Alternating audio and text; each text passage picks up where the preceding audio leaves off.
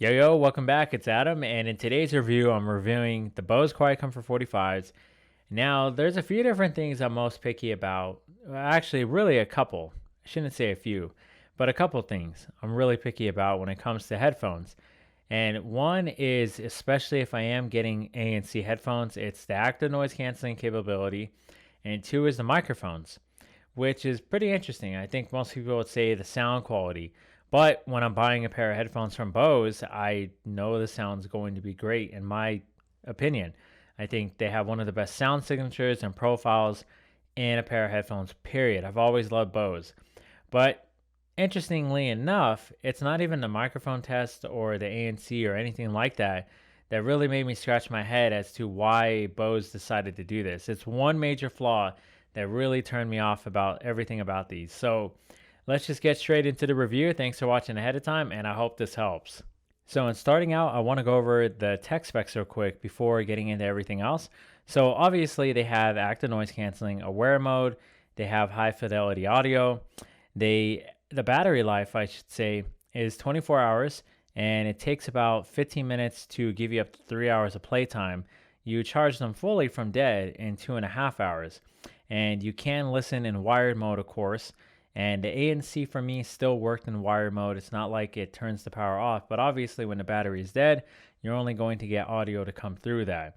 And then when it comes to other specs, Bluetooth 5.1, 30 feet of wireless range connectivity, 6 microphones for voice pickup to, they're basically promoting these to be good work from home headphones and taking calls on the go, saying that they're meant to cancel out a lot of background noise.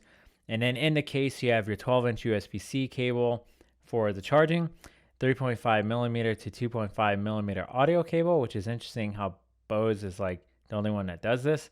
And then of course the carrying case, and that's everything in the box. Now, as far as the design of these go, I gotta say I like the manual buttons the most about them keeping this quote unquote retro design, if you will, because for me it felt good to have that confidence in knowing things are gonna work as intended and there was no accidental touches, and it really brought back a good feeling in that, where even if your hands get wet or if you're walking around in a colder climate, I mean the temperatures where I live are dropping into the 30s and 40s, and it's only going to get colder. We had a little bit of snow this morning, and for me walking around outside with them, I just love how even with gloves on they're going to work. And that's the thing, is manual buttons are more versatile for many different climate situations, which a lot of people don't think about.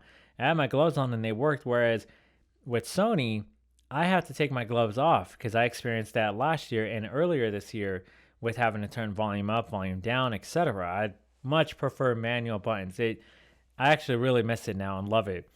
Now, when it comes to comfortability, 4 to 5 hours of continuous use on average is what I was doing wearing these working from home.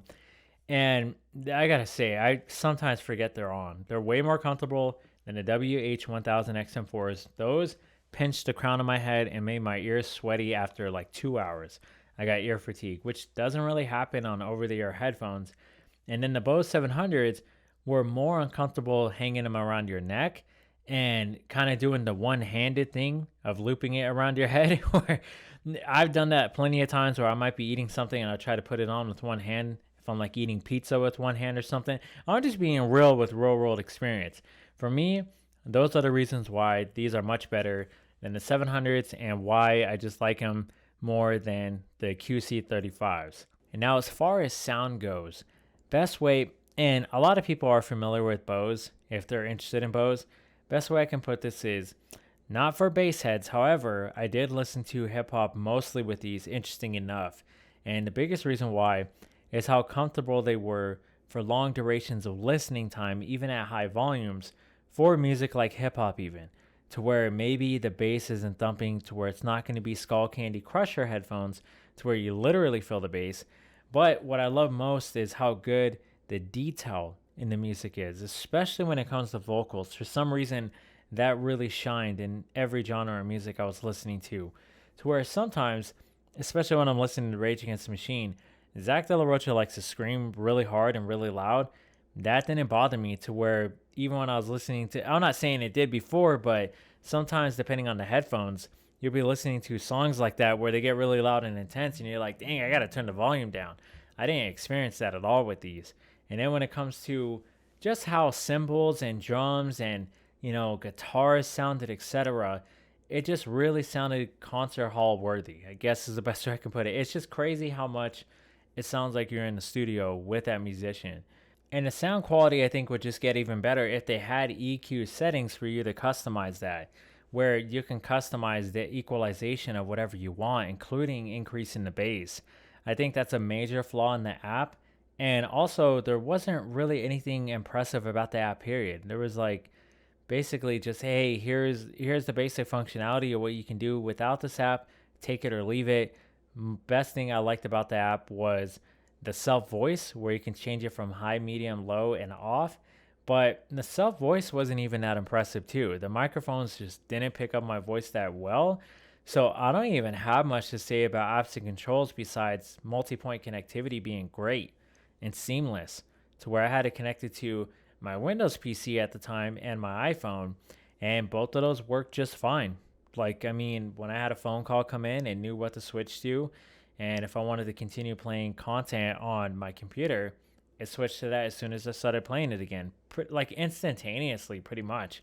I didn't notice any latency with that or sound in general, whatever I was watching or listening to. Now, speaking of microphones, let's just go into a quick mic test and then I'll explain the rest of the review and just kind of my final thoughts on these headphones. Alright, so sitting in a real coffee shop for the microphone test, what I noticed is that the self voice, even on high, is not as good as the Bose 700s, from what I remember, or even the Bose QC earbuds. So, still good enough, but yeah, kind of disappointed. So with the microphones, I thought they were going to do a lot better than they did. I mean, even the Bose QuietComfort earbuds do better, not just for my call quality experience with self voice, for example, but also on how well the microphones picked up my voice, especially in loud coffee shops. So for me, I don't know where they went wrong, but it's not like you can change the hardware now. I don't even know if that can get fixed in a software update. Now, where they didn't go wrong with their microphones in utilizing that technology for sure is the active noise canceling. Hands down, these are the best ANC over the ear headphones that I've used, period. And namely for this specific reason. What I noticed the most is the high frequency noise cancellation. So, silverware, dogs barking, things like that. And even babies crying, believe it or not, when I was in coffee shops and I heard that, it did so good. But what I really noticed is when people sat next to me or conversation, things like that picked up pretty easily in the Sony WH-1000 XM4s, like nearby sound. Whereas with these, it sounded like people were whispering, even if they were talking loud right next to me. The noise isolation nearby, as well as like, let's say 5 to 10 feet away from you, is highly impressive.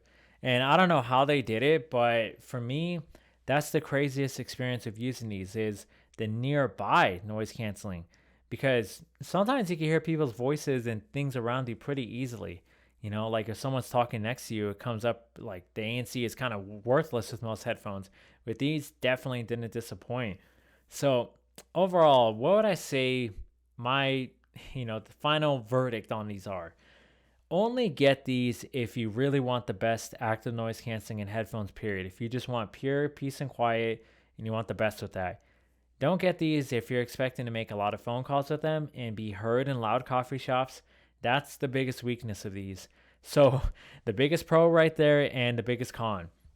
Now, alongside that, there's no equalization in the app, not many controls at all. But my favorite things with controls are the manual functionality of the buttons, how they're physical buttons. I absolutely love that, and I'm glad I'm back to that now. And then also the sound quality. The sound quality is just so great for long durations of time without giving you eardrums fatigue. And then there's comfortability. So the pros outweigh the cons, but it just wasn't that impressive of an update. It just wasn't. These should have came out 2 years ago, I guess is the best way I can put it. So there's my verdict. They're good for now, but kind of frustrating. These, are barely coming out now. So that's my take. I hope this was helpful. Thank you for watching this, and I'll see y'all on the next one.